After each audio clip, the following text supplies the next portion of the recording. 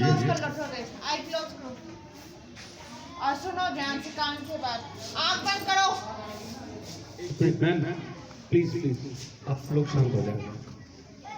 ये फोटो अपने आप काम करेगी। ऐसा संसार में पहली बार हुआ है जब एक फोटो में से शक्ति बह रही है और हम अपने हाथों पर उसको महसूस कर रहे हैं। यानी कि फोटो बोलती भी है, सुनती भी है और जवाब भी देती है।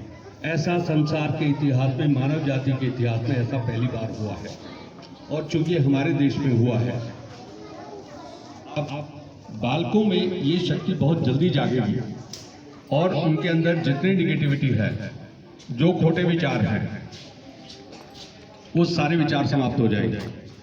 आपका चित्त एकदम पवित्र और पावन हो जाएगा। विषय बहुत व्यापक है, हम संक्षेप में अधिक से अधिक आपको बताने का एक बार पुनः प्रयत्न करेंगे। खोल लीजिए, ये उंगली दबानी है, विशुद्ध चक्र की उंगली दबानी नहीं है। मुद्रा विज्ञान के अनुसार ये दो उंगलियां इसलिए दबाई जाती हैं ताकि हमारा विशुद्धि चक्र और स्वादिष्ठान चक्र दोनों ठीक हो जाए। ये उंगली विशुद्धि चक्र की है और ये अंगूठा स्वादिष्ठान चक्र का है। तो अगर हमारा गला खराब है या लीवर खराब है, तब ये उंगली दबा करके, ये सारे मुद्रा विज्ञान के सिद्धांत हैं। लेकिन सबसे बड़ा विज्ञान है योग विज्ञान, योग शास्त्र। मैं बात अपनी शुरू कर रहा हूं। शिक्षक गण कृपया बैठ जाएं। ये आप ही के विद्यार्थी हैं, आप ही ने पढ़ाइएगा। हम तो सिर्फ इनको योग सिखा देते हैं ताकि ये आपके उत्तम विद्यार्थी बन जाए।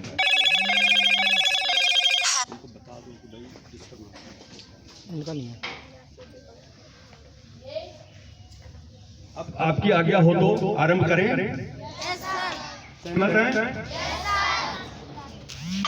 आत्मशक्ति की जागृति सभी बालकों को चाहिए। सहमत हैं? ओके, हम शुभारंभ करते हैं।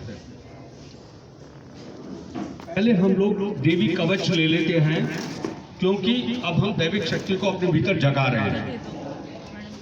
ये सारी योग विद्या नए सिरे से श्री माता जी की कृपा से प्राप्त हो गई और इसको हम लोग वैज्ञानिक ढंग से इसको समझने का प्रयत्न करेंगे कि हमारे पास जो स्वर्ग की चाबियां थी वो खो गई थी और दोबारा से मिल गई है। संक्षेप में समझने के लिए आप देखें कि कोई वस्तु जब पृथ्वी से आकाश की तरफ, शिक्षक गण कृपया ध्यान दीजिए क्योंकि ये पाठ्यक्रम में आएगा, ये योग विज्ञान पाठ्यक्रम में आएगा। हरियाणा सरकार इसकी तैयारी कर रही है, राज्य पाठ्य पुस्तक मंडल।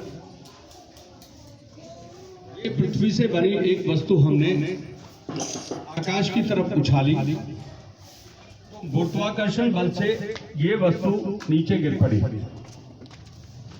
इस वस्तु को चाहे इंग्लैंड में, अमेरिका में, भारत में कहीं भी उछालो पृथ्वी से ऊपर, जैसे ही ये वस्तु छोड़ी जाएगी ये टिक नहीं सकती हवा में और पृथ्वी से गुरुत्वाकर्षण बल से नीचे गिरा लेती है। इसका अभिप्राय ये हुआ कि पृथ्वी के अंदर कोई अंतर्निहित ऐसी शक्ति है जो अपने से बनी वस्तु को अपनी ओर आकर्षित करती है, जिसे हम गुरुत्वाकर्षण बल कहते हैं। आगे की पाठ्यक्रम में 5वीं के बाद आपको विज्ञान में न्यूटन के सिद्धांत देखने को मिलेंगे, पढ़ने को मिलेंगे। तो पृथ्वी अपने से बनी वस्तु को केवल अपनी कक्षा तक ही नीचे गिरा पाती है और जैसे ही ये पदार्थ पृथ्वी की कक्षा से ऊपर अंतरिक्ष में जाएगा तब ये भारहीन हो जाएगा और तब पृथ्वी से नीचे नहीं गिरा पाएगा। तो दो कक्षाओं का हमें अपनी पाठ्य विज्ञान की पुस्तकों में पता चला, एक कक्षा पृथ्वी की और दूसरी अंतरिक्ष की। दो कक्षाएं कौन सी? पहली कक्षा पृथ्वी की कक्षा और पृथ्वी के ऊपर एक कक्षा अंतरिक्ष की। तो अंतरिक्ष में जाने के बाद पदार्थ भारहीन हो जाता है और वहां ऑक्सीजन का स्तर भी शून्य हो जाता है। तभी जितने अंतरिक्ष यात्री हैं अपने साथ ऑक्सीजन प्राणवायु लेके जाते हैं और वो उनका वजन भी एकदम हल्का हो जाता है, गुब्बारे की तरह से वो उड़ते देखे जाते हैं। तो अंतरिक्ष के ऊपर एक कक्षा और है जिसका ज्ञान केवल और केवल भारत को था। संसार में ये ज्ञान और किसी के पास नहीं था। इस शरीर में 3 नेत्र होते हैं, विधाता ने मनुष्य को 3 आंखें दी हैं, 3 नेत्र दिए हैं। ये भी ज्ञान केवल भारतवासियों को था और किसी के पास नहीं था कि मनुष्य के अंदर विधाता ने 3 नेत्र बनाए हैं। 2 नेत्र जिनसे हम बाह्य जगत को देख रहे हैं। आप देखिए बाहर हम क्या क्या देख रहे हैं, पेड़ पौधे देख रहे हैं, पशु पक्षी देख रहे हैं, जीव जंतु देख रहे हैं। और हम प्रकृति में क्या देख रहे हैं, पृथ्वी, जल, अग्नि, आकाश और वायु। ये 5 तत्वों से विधाता ने मनुष्य को बनाया। तो ये 5 उंगलियां जो हैं एक एक चक्र को निरूपित करती हैं, एक एक तत्व को निरूपित करती हैं। जैसे अंगूठा जो है ये स्वाधिष्ठान चक्र, अग्नि तत्व। ये उंगली जो है विशुद्धि चक्र की, आकाश तत्व। ये बीच वाली उंगली ये जल तत्व यानी नाभि चक्र।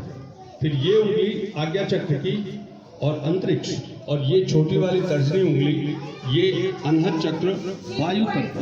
और ये कलाई के ऊपर ये जो हिस्सा है ये आपका मूलाधार चक्र, और हथेली के मध्य में आपका हो गया सहस्त्रार चक्र जो आपका सिर है। ये जो ब्रह्मरंध्र है जहां से आत्मा जीते जी देवलोक में जाती है। 7 कमल के फूल हमारे इस शरीर के भीतर मध्य नाड़ी पर हैं। शरीर में 72,000 नाड़ियां हैं, उनमें से 3 नाड़ियां शक्ति की नाड़ियां हैं जो जिनके अंदर रक्त का संचार नहीं होता। और ये इतनी सूक्ष्म नाड़ियां हैं कि चिकित्सा विज्ञान भी इन चक्रों और नाड़ियों को देख नहीं सकता।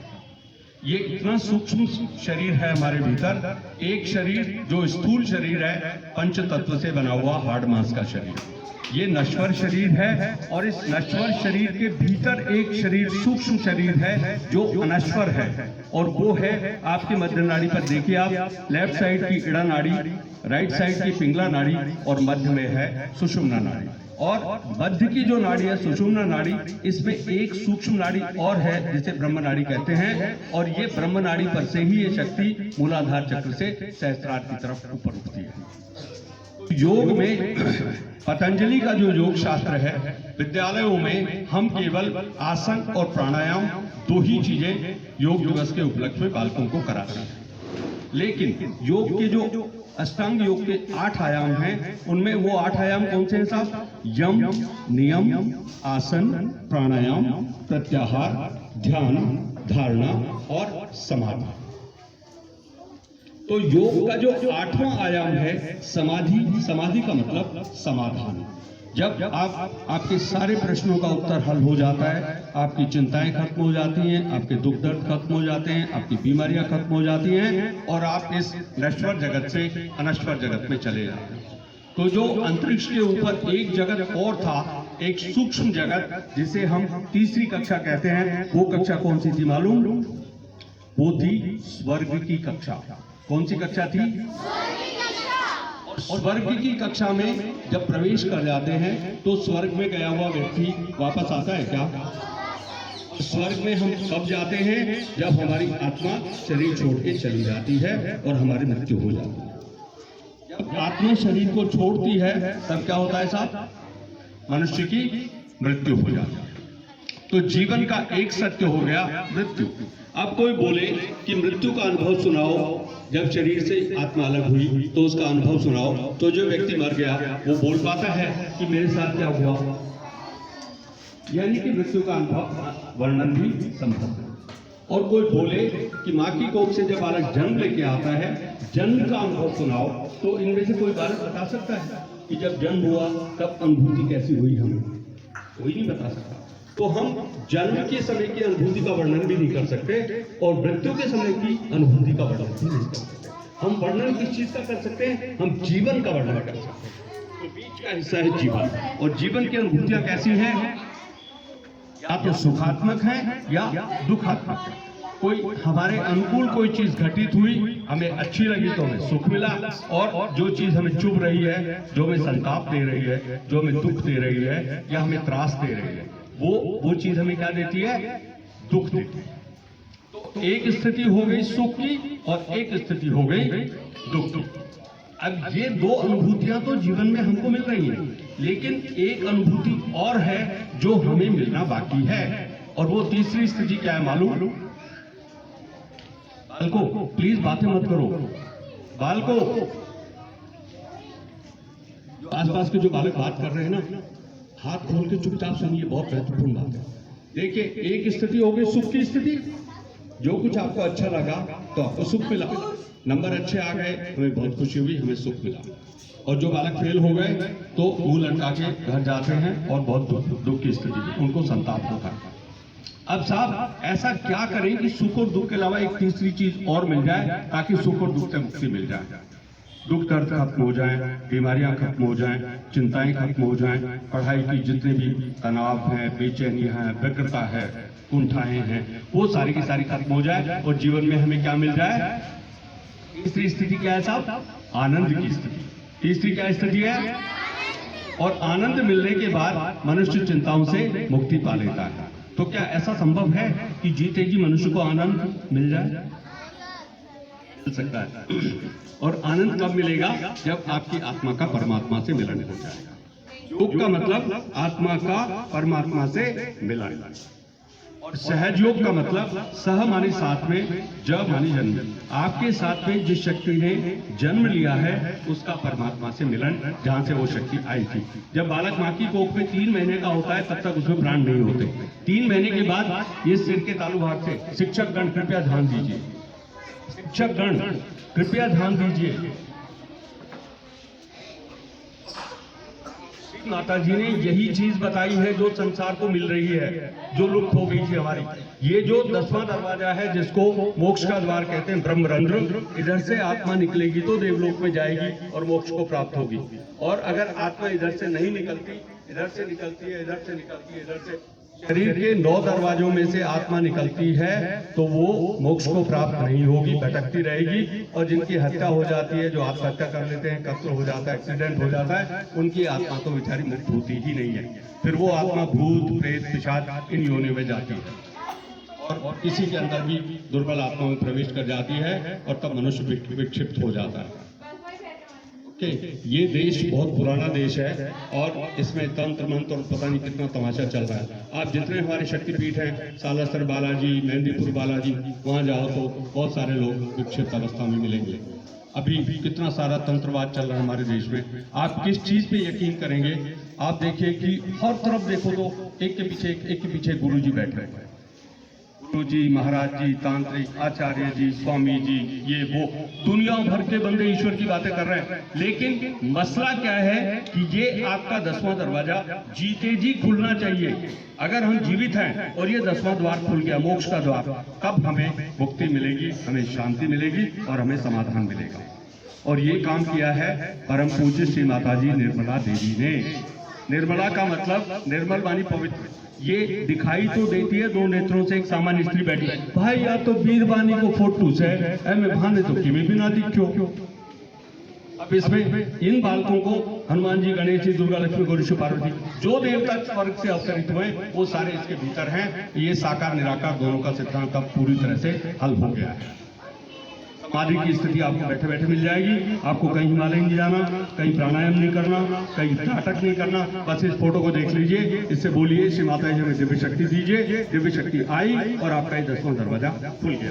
उसके बाद कौन सा देवता चाहिए? हनुमान जी चाहिए, इनको शिव जी चाहिए, इनको गणेश जी चाहिए, इनको मोहम्मद साहब चाहिए, इनको ईसा मसीह चाहिए, वो सारे इसमें से आपको प्रकट होते हुए दिखेंगे। ऐसा धरती पर प्रामाणिक रूप से सिद्ध हो गया। और उसी को सिद्ध करने के लिए हम ये फोटो आपके सामने लेके आए। बहुत सारे विद्यालय बोले इस फोटो को क्यों लेके आए? एक वैज्ञानिक परीक्षण करने के लिए आए। आप देख लीजिए, इसके अंदर बालकों को ही दिखेगा, क्योंकि नेत्र पवित्र है, उनका हृदय पवित्र, उनके विचार पवित्र। तो जो हृदय पवित्र है उनके अंदर ये शक्ति बहुत जल्दी से प्रकाशित हो जाएगी। ये कुंडली शक्ति यहाँ से उठेगी और 7 चक्रों में से होती हुई आपका 7वां ये चक्र खोल देगी। और ये जैसे ही खुलेगा आपके सिर में से ठंडी ठंडी हवा आएगी। जैसे भगवान शिव के चित्र में हमने देखा, गंगा कहाँ से निकल रही है उनके चित्र में? वो गंगा आपके सिर में से निकलेगी और आपके हाथों में ठंडी ठंडी ब्रह्म चैतन्य की तरंगें आना शुरू हो जाएंगी। उसके बाद आप एक नई योनि में, मानव योनि से निकलकर आप देव योनि में आ जाएंगे और आपके 84 लाख योनि के पीछे के सारे पाप एकदम तरफ करके खत्म हो जाएंगे। आपकी स्लेट एकदम साफ हो जाएगी, आपका दूसरा जन्म हो जाएगा। ओके, अब ये प्रयास करें, क्या बोलिए, शक्ति जगाएं क्या? पहले आप ही इस फोटो से पूछिए, फोटो आपको आपकी भाषा जल्दी समझेगी, आपके दिल की बात। आप इस फोटो से कहिए, श्री माता जी आप कौन हैं? हम आपको नहीं जानते। श्री माता जी कृपया अपना परिचय हमें दीजिए।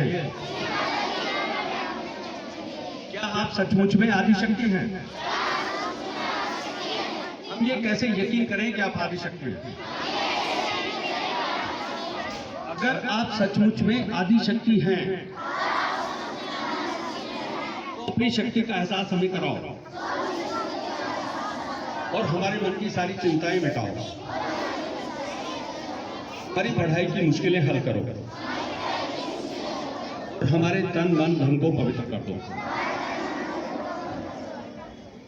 हमारे विचारों को पवित्र कर दो, हमारी बुद्धि को पवित्र कर दो और हमारे मन में जो खोटे विचार हैं उन्हें समाप्त कर दो। ठीक है साहब, आपने बोल दिया। अब ये फोटो आपको जवाब देगी। 2 मिनट ऐसे हाथ खोल लीजिए और 2 मिनट आंखें बंद करके ध्यान में जाइए। इधर उधर नहीं देखना, अपने भीतर देखिए।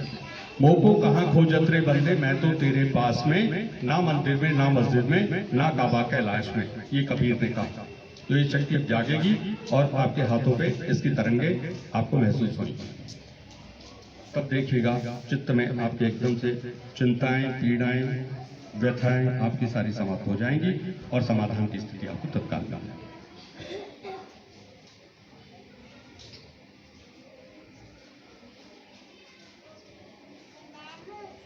माता जी कृपया हमें दिव्य शक्ति दीजिए, हमारे मन की सारी चिंताएं समाप्त कर दीजिए, हमारी दुविधाएं समाप्त कर दीजिए और हमें आत्मज्ञान दीजिए। ऐसी हमारी शुद्ध इच्छा है। देखिए आपके हाथों की उंगलियां चेक कीजिए। उंगलियों पर एक ठंडी ठंडी हवा,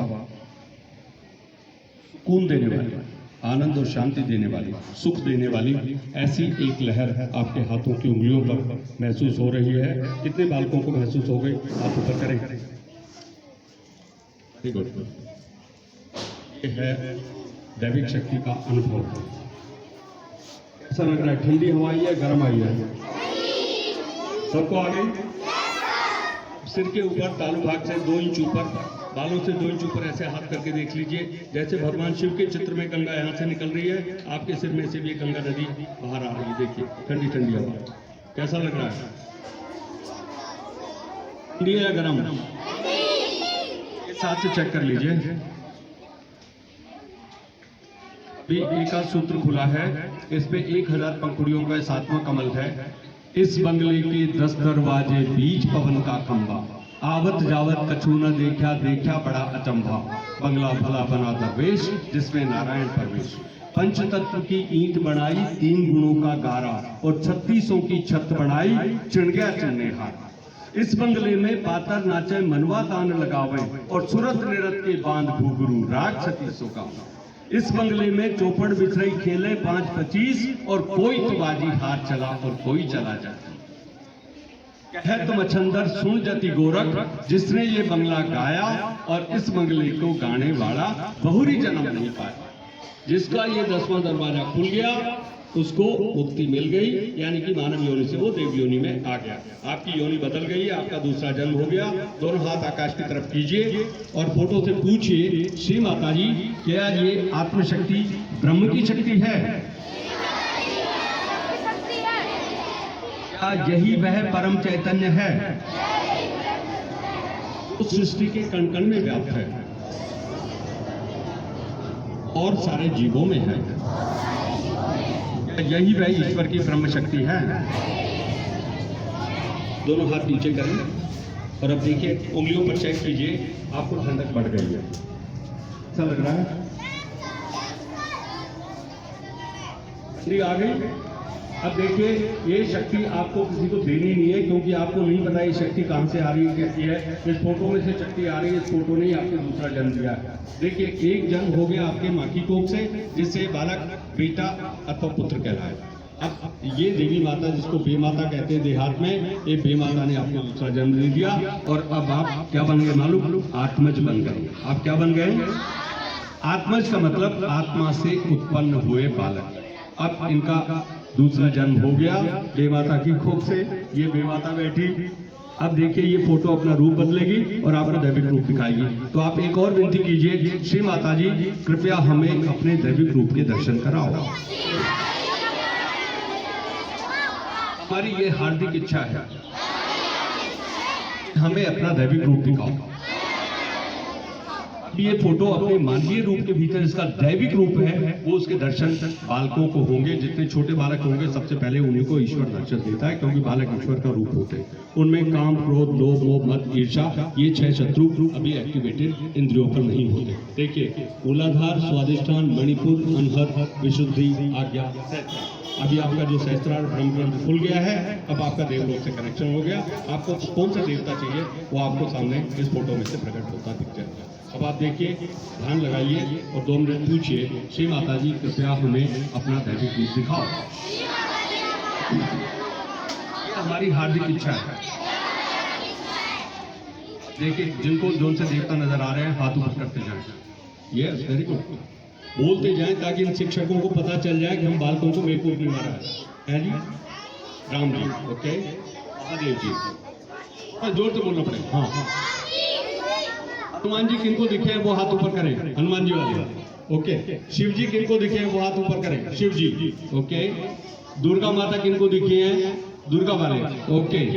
अच्छा, सबसे पहले श्री गणेश जी किनको दिखे हैं वो हाथ ऊपर करें, गणेश जी दिखे हैं, ओके, ताली बजाएं। इनमें जो मुस्लिम बालक है, इस्लामिक बालक है तो हाथ ऊपर करें, इस्लामिक बालक। मोहम्मद साहब ने कयामत के बारे में जो बात बताई थी, ये मेहदी इमाम आ गए कयामत से बचाने के लिए। कयामत तो सिर पे आ गई, प्रलय तो सिर पे आ गई है, कोरोना आया था कयामत का ही एक संकेत लेकर। तो अब आप ये देखिए, जितने इस्लामिक बालक हैं आप पूछिए, श्री माता जी ये अल्लाह का आलमे नूर है क्या? कुरान में जो लिखा हुआ है उसमें लिखा हुआ है कि कयामत के समय मेहदी इमाम आएंगे, 12वें इमाम मनुष्य को बचाने के लिए।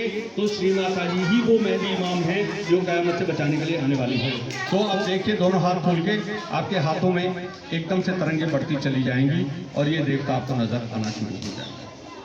ईसा अलैहिस्सलाम, मूसा अलैहिस्सलाम, हजरत इब्राहिम और सल्लल्लाहु अलैहि वसल्लम, हजरत मोहम्मद साहब, वो सारे पैगंबर जो कुरान में लिखे हुए 1,20,000 पैगंबर, वो भी आपको इसमें दिखाई देने लग जाएंगे। अब आपके कोई सवाल हो तो देखिए, उनको बोलो नहीं, प्लीज बोलो नहीं। अब देखिए, ये शक्ति धीरे धीरे उठती जाएगी और 7 कमल के फूल आपके खिलते चले जाएंगे और ये कमल के फूल आपको भीतर दिखाई देंगे। जब आप गहरे ध्यान में जाओगे, अपने घर बैठ के ध्यान करोगे, तो ये कमल के फूल आपको जिन रंगों के हैं, ये 7 कमल के फूल आपके अंदर ही हैं। ये देखिए, लाल रंग का पहला कमल मूलाधार चक्र, मंगलवार, ये बुधवार स्वादिष्ठान चक्र, बृहस्पतिवार नाभि चक्र, शुक्रवार को अनहर चक्र, शनिवार विशुद्धि चक्र, रविवार आज्ञा चक्र और सोमवार चक्र। सारे ग म प ध नि, संगीत के 7 स्वर हैं, वो भी चक्रों से ही गवर्न होते हैं। शिक्षकगण सीख लेंगे तो ये कुंडली का सारा ज्ञान आपको आसानी से समझ में आ जाएगा। जय श्री माता जी। आपके कोई प्रश्न तो पूछ लीजिए। देवता आपको नजर आ गए तो हाथ जोड़ लीजिए। आपकी जो मनोकामनाएं जो आप बोलोगे वो सब आपको मिल जाएगा। गलत चीजें मत मांगना। विद्या, बुद्धि और ज्ञान, क्या मांगना है? शुद्ध विद्या, बुद्धि और ज्ञान। आपके जो प्रश्न हैं परीक्षा जिस दिन होगी, आप अच्छे से मेडिटेशन करके जाइए और शिक्षक भी प्रसन्न हो जाएंगे। नंबर सबके अच्छे आएंगे, कोई फेल नहीं होगा। जिन जिन विषयों में आपको तकलीफ हो रही है, आप अच्छे से ध्यान लगाइए और देखिए कि आपकी बौद्धिक कुशलता बढ़ जाएगी और आपकी स्मरण शक्ति भी प्रबल हो जाएगी। ये जो स्वादिष्ठान चक्र और मूलाधार चक्र जैसे ही ठीक होंगे, आपकी एकाग्रता बढ़ जाएगी और जो पाठ्यक्रम में पढ़ाया जाएगा वो आपके कंठस्थ हो जाएगा, आपके हृदयंगम हो जाएगा।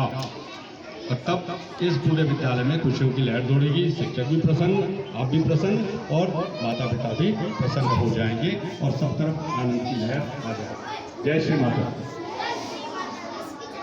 मिठाई खिला देते हैं और जिनको फोटो नहीं मिली है अभी फोटो दे देते हैं। 2 मिनट ध्यान कर लीजिए, हलचल नहीं करें। ये